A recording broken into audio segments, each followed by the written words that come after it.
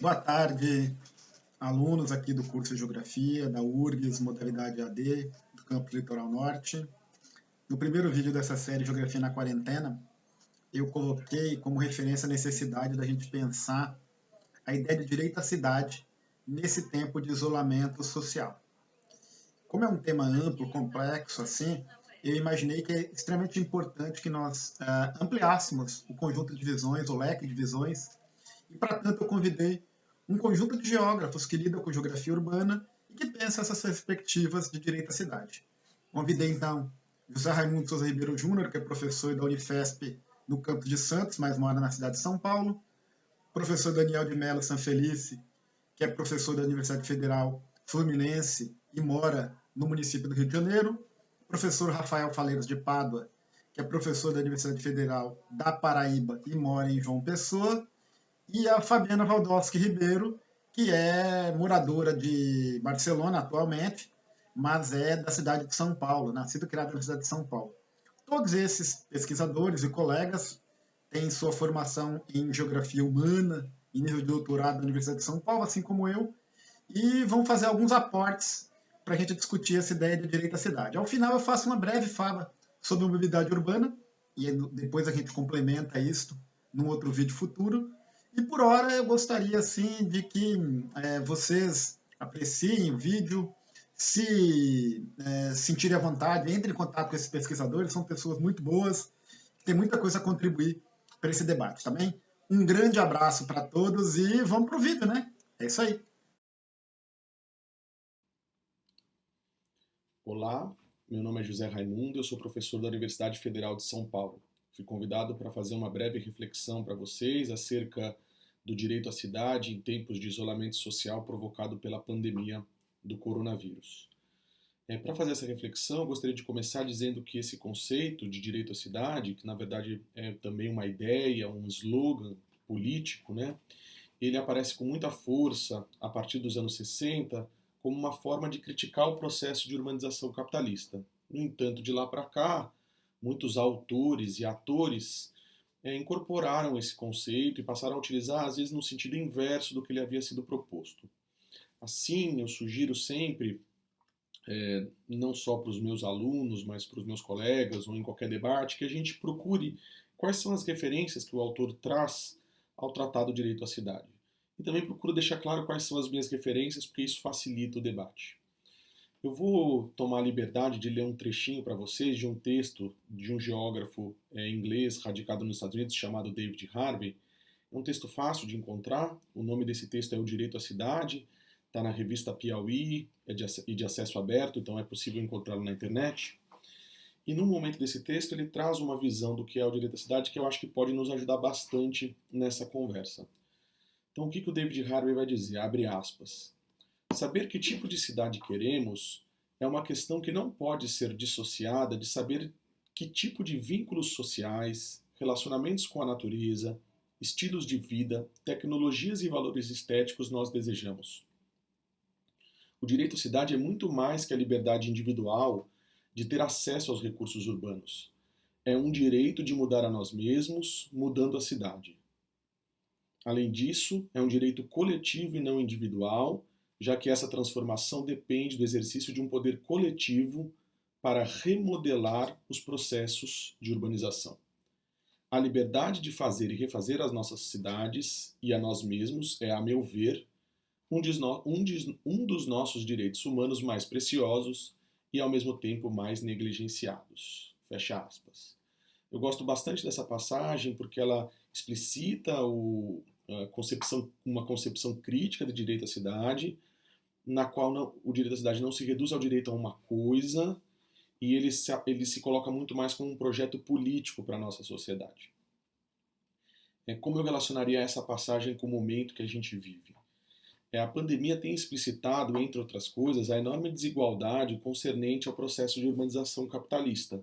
E talvez a mais dramática dessas desigualdades seja explicitada no momento em que uma parcela expressiva da população está impossibilitada de respeitar o isolamento social, uma vez que suas moradias e o entorno delas não permite isso. Então me parece que a gente poderia tomar esse momento de isolamento social seletivo, mais uma vez seletivo na nossa sociedade, para refletir sobre as desigualdades, não apenas econômicas, mas também as desigualdades que se refletem no processo de urbanização e, a partir dessa reflexão, tomar o direito à cidade como um projeto político para a transformação das nossas cidades, para que, em outros momentos, caso sejam necessárias medidas como essas, todas as pessoas possam realizá-las. Bom, acho que em poucas palavras é isso. Obrigado.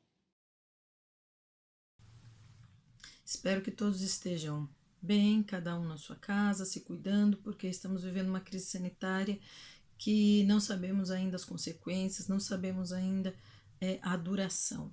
O que sabemos é que ela proporcionou uma radical transformação na relação entre espaço público e espaço privado. O espaço público foi interditado, a relação com a rua ela foi interditada e nossa casa se transformou na nossa trincheira. A casa se transformou no nosso lugar de proteção, no nosso lugar de defesa. Portanto, esse momento que vivemos revela o quanto é importante o direito à moradia, o quanto que é importante cada família ter a sua casa. Mas ao mesmo tempo que revela essa importância de cada um ter o seu lugar, o seu lar, revela também a profunda desigualdade que nós vivemos. Tem aquelas pessoas que não possuem casa, ou aquelas que possuem casa e têm que pagar um aluguel, e devido a toda a crise não poderá arcar com essa despesa. Ou também tem aqueles que são proprietários de suas casas, mas ou a casa é muito pequena, ou a casa não tem as condições de salubridade, ou a casa tem uma série de precariedades, como não dá luz solar, como não tem a ventilação adequada.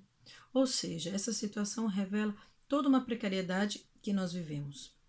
Além da precariedade, revela também muitas vezes os conflitos, as violências.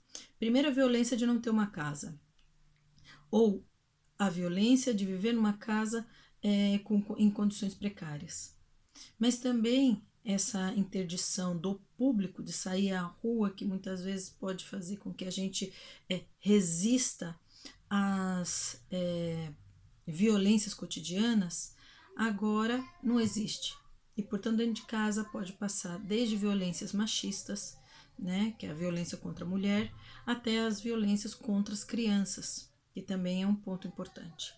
Então, esse período que nós estamos vivendo significa pensar sobre as desigualdades nessa relação entre rua e casa.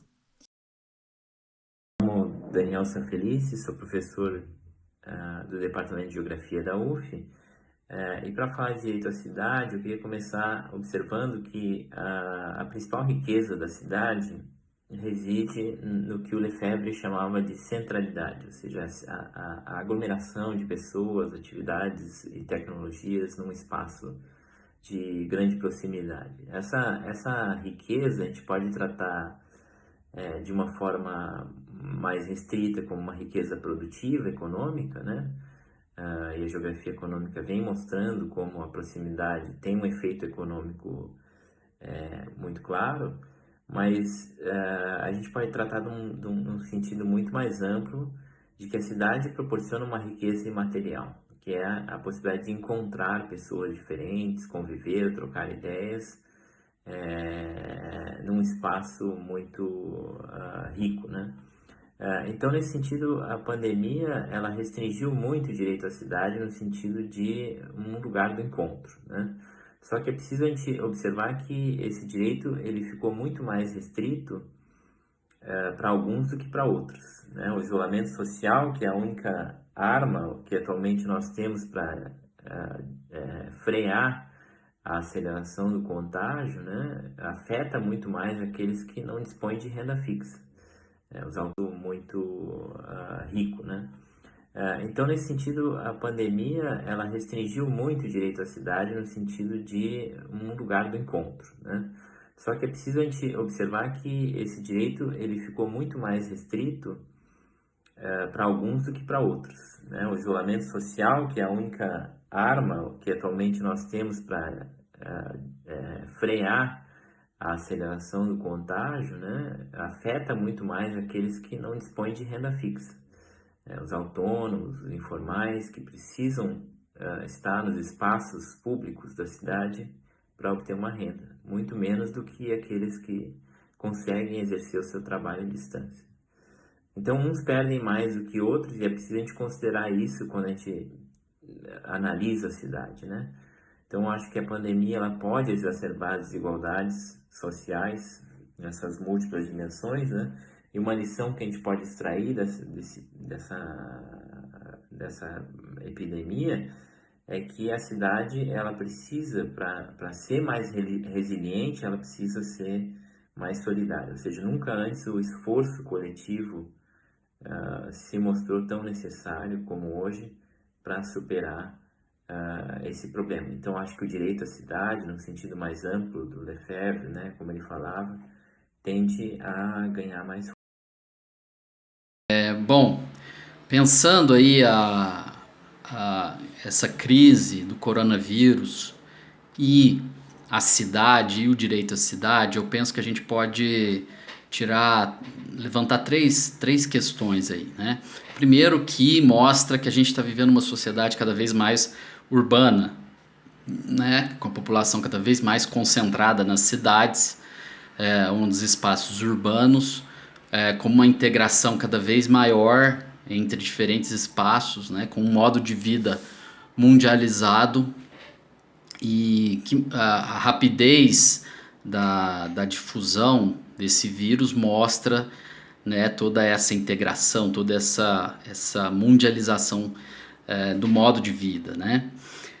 Um segundo ponto que eu penso que para nós é importante salientar é que essa pandemia escancara as nossas desigualdades, né?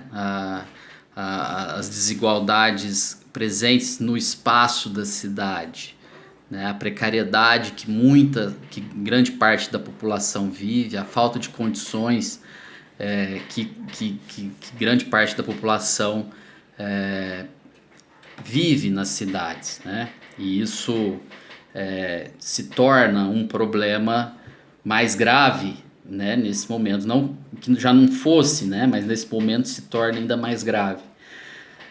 Um terceiro ponto, e aqui eu gostaria de salientar um pouco mais, é que